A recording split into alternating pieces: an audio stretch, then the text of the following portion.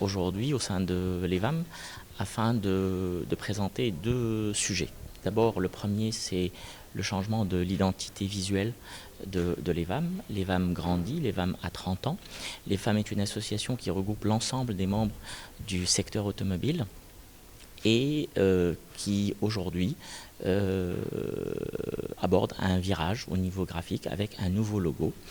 Je rappelle que la mission de l'EVAM est de développer le marché automobile et d'aider à sa professionnalisation. Donc ça, c'était le premier sujet que nous avons abordé. Nous sommes fiers de dévoiler la nouvelle identité visuelle de l'EVAM que vous voyez juste derrière moi. Et cette identité est déclinée à travers une deuxième annonce qui est un nouveau site evam.ma qui est plus fourni en termes d'informations pour l'ensemble des parties prenantes, à savoir nos clients, nos prospects, nos membres aussi, les parties publiques. Il regroupera dorénavant beaucoup plus d'informations que ça ne l'était auparavant.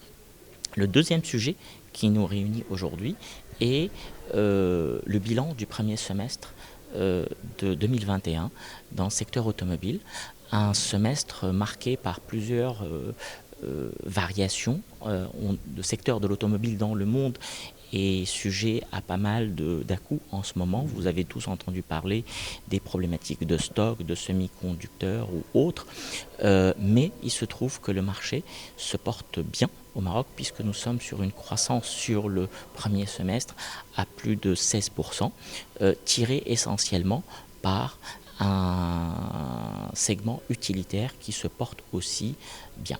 Alors cette croissance se retrouve dans l'ensemble des segments, que ce soit dans les véhicules de tourisme ou les véhicules utilitaires.